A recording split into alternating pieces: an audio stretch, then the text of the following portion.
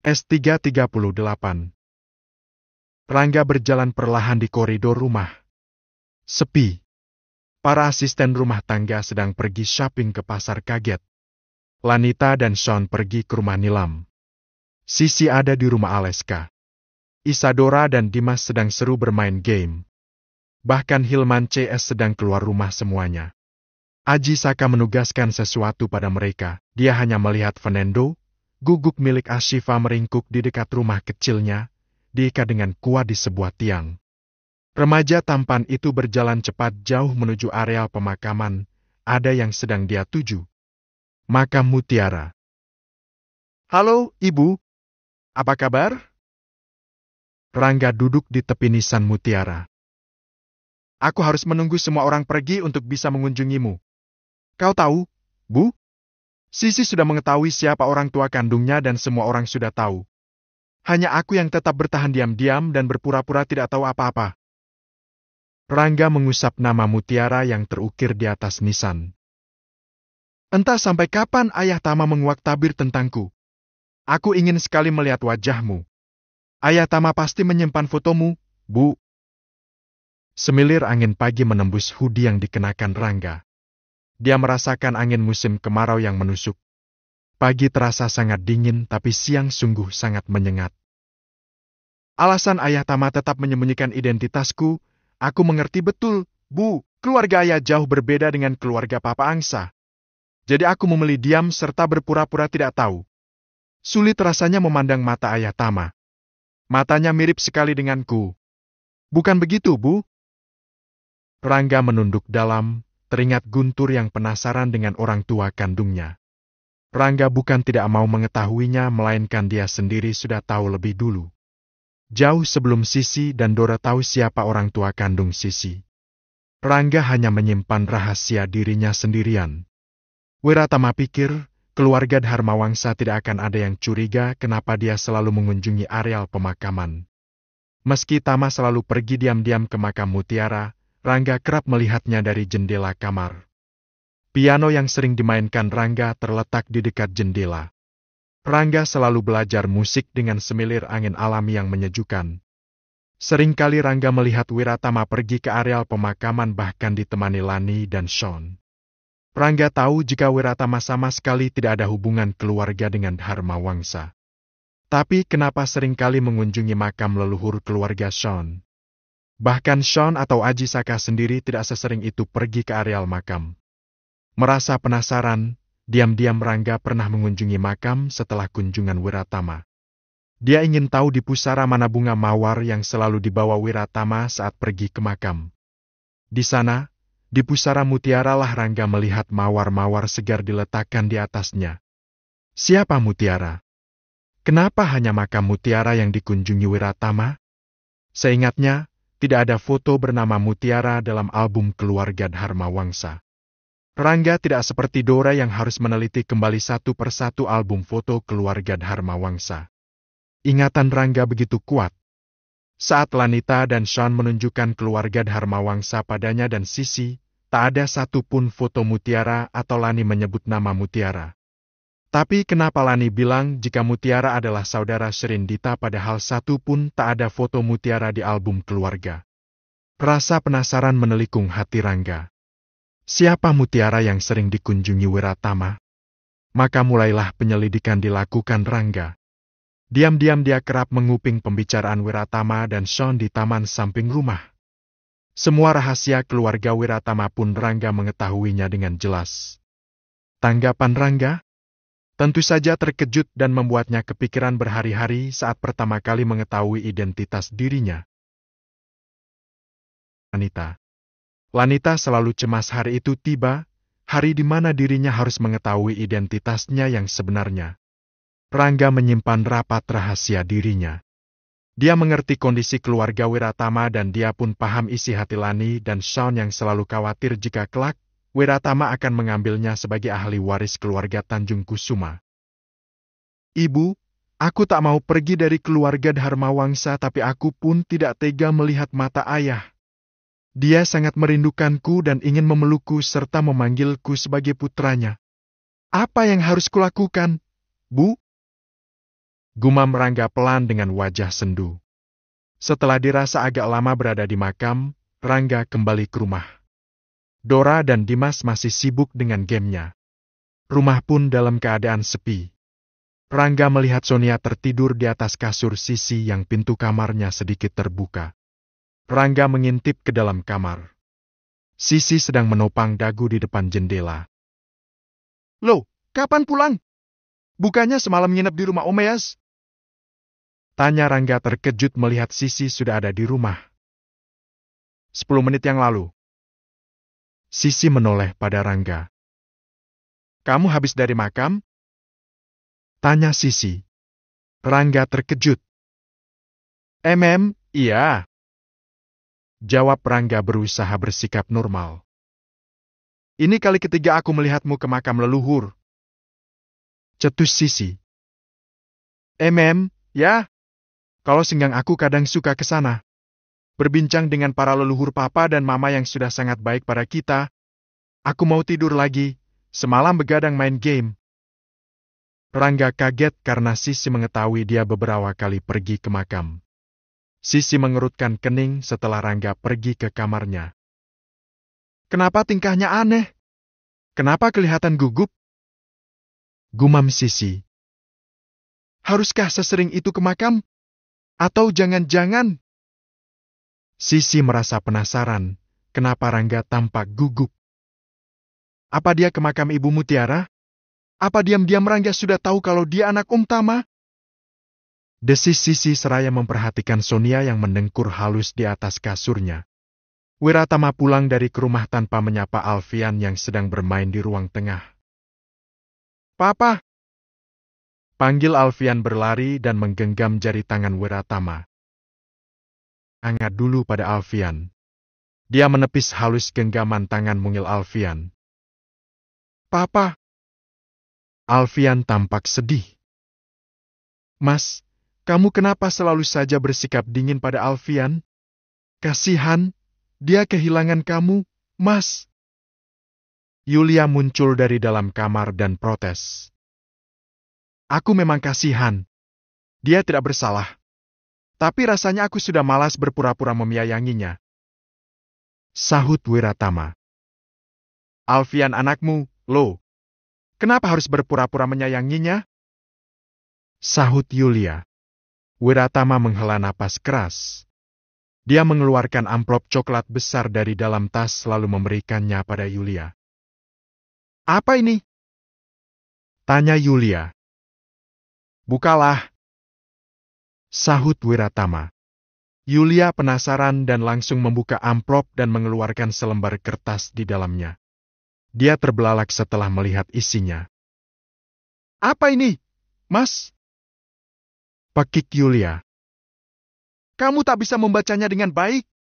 Itu surat cerai, Yulia." Tangan Yulia gemetar. "Kamu menceraikan aku," bisiknya lirih. "Ya, tapi kenapa?" Wiratama menoleh ke arah Alfian yang masih menatapnya penuh harap. "Karena Alfian bukan darah dagingku," ucap Wiratama pelan tapi cukup terdengar oleh Yulia juga istri pertama ayahnya. Surat cerai di tangan Yulia terlepas. "Alfian anakmu, Mas. Bukankah kamu sudah melakukan tes DNA? "Iya, sudah. 2 kali malah. Dan keduanya berhasil kamu palsukan. Licik sekali kamu, Yulia." Wiratama memandang Yulia dengan tatapan tajam. Yulia jatuh luruh ke lantai. Istri pertama ayah Wiratama pun tak kalah terkejutnya. Tapi dia senang karena ternyata Alfian bukan anak kandung Wiratama. "Tanda tangani surat cerai itu dan angkat kaki dari rumah ini. Bawa Alfian dan temui Franz, ayah kandung Alfian. Segera kamu pergi dari sini. Aku sudah muak denganmu." Wiratama masuk kamarnya sendiri dan menutup pintu dengan keras. S339. Papa.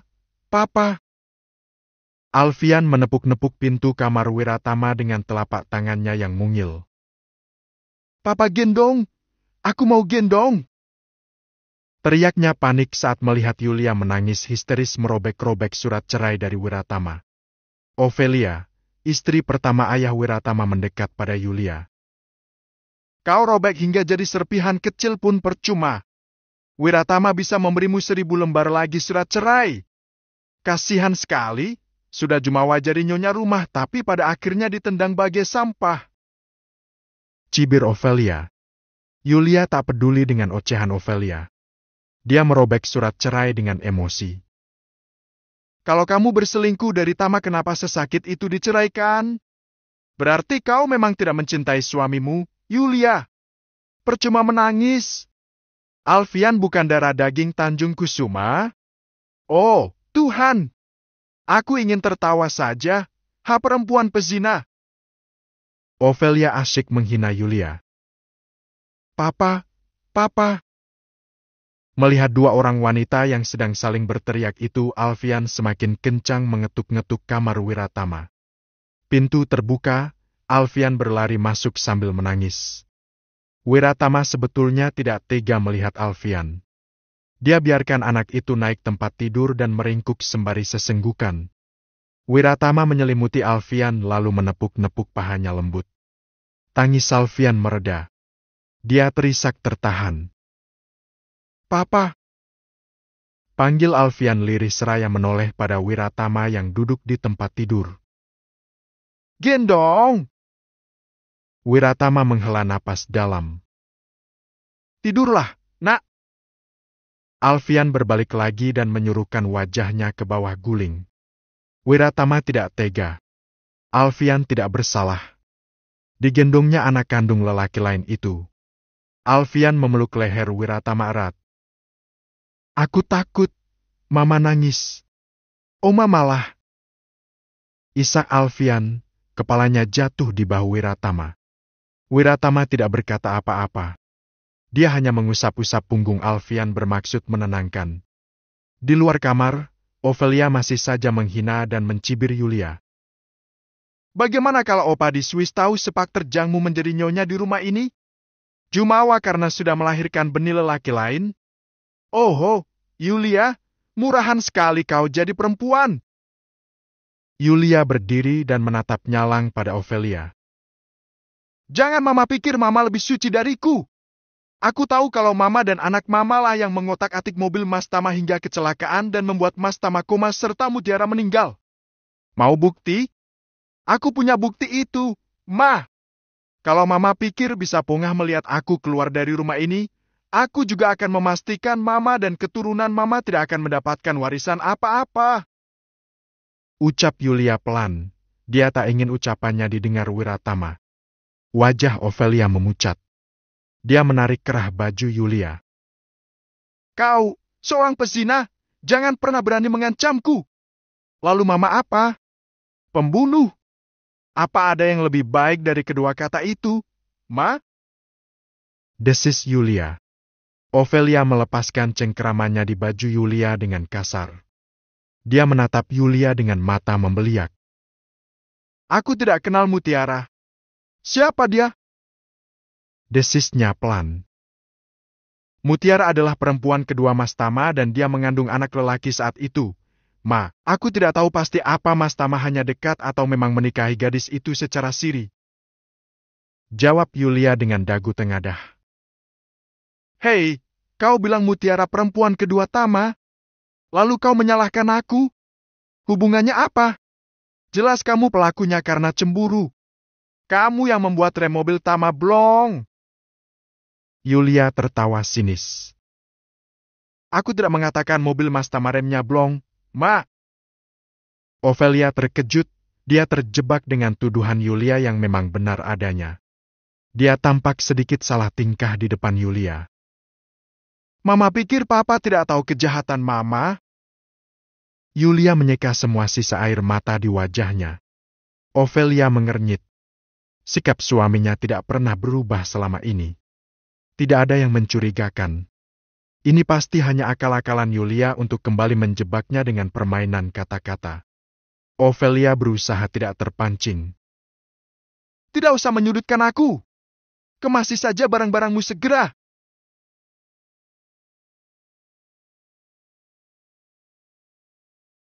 Tama sudah muak melihatmu di rumah ini.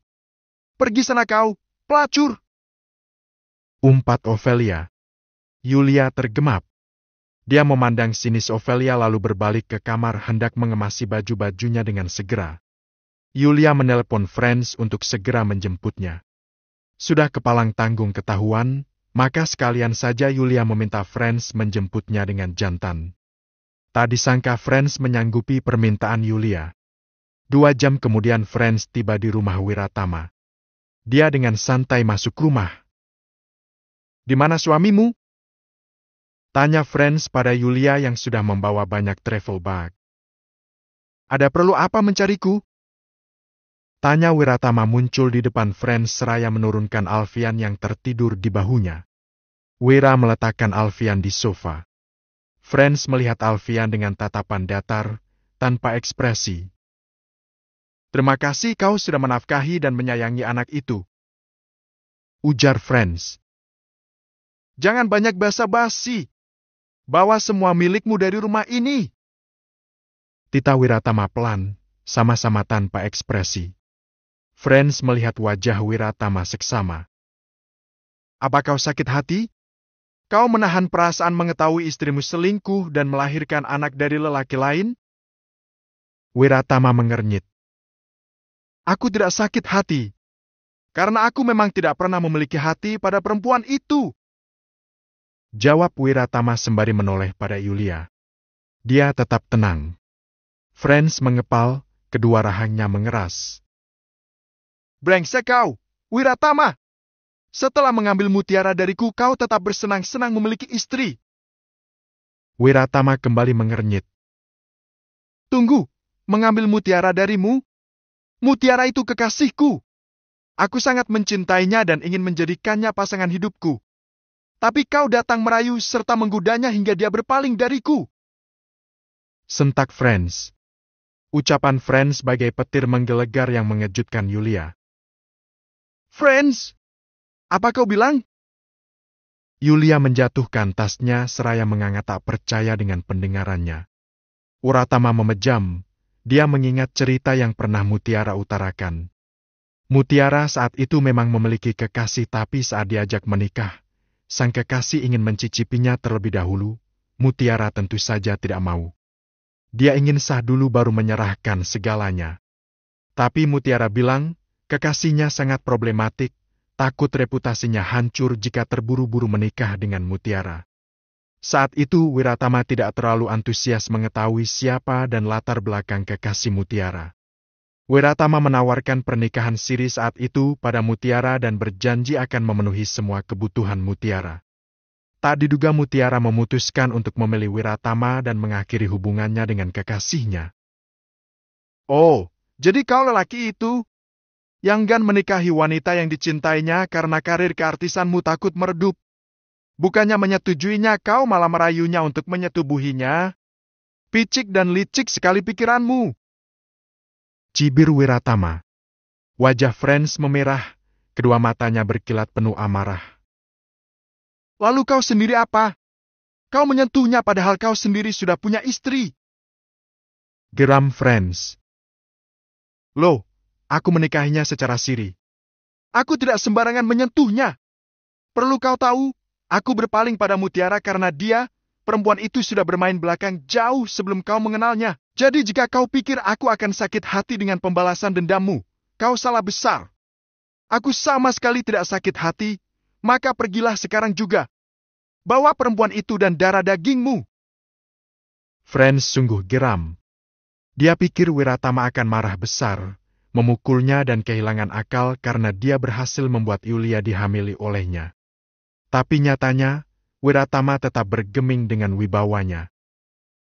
"Kurang aja kau, Wiratama!" Kedua tangan Franz yang mengepal tampak gemetar. Wiratama tersenyum sinis. "Kau pikir aku akan murka dengan perselingkuhan istriku, lalu mencakar serta menghajarmu? Maaf, tanganku terlalu berharga kalau harus mengotorinya untuk menghajarmu. Aku tak perlu membuang-buang energi demi pengkhianatan perempuan itu." Wiratama tak peduli dengan Yulia. Franz pun membuka tabir jika dia mendekati Yulia karena dendamnya pada Wiratama yang sudah merebut mutiara darinya. Sungguh malang nasib Yulia. Franz, kau mendekatiku bukan karena kau sungguh-sungguh menginginkanku? Lirih suara Yulia. Franz menghela napas dalam. Maaf, Yulia. Kau hanyalah alat sebagai pembalasan rasa sakit hatiku pada lelaki yang sudah merebut kekasih hatiku. Yulia limbung, dia luruh ke lantai. Dirinya merasa sangat terhina. Dicampakkan suami sekaligus selingkuhan. Franz pun pergi dengan membawa kegeraman hati. Sampai akhir dia tidak mampu membuat Wiratama merasakan sakit hati yang pernah dia rasakan. Ternyata Wiratama tidak benar-benar mencintai Yulia. Wiratama hanya memandangi Yulia tanpa ekspresi setelah kepergian Franz.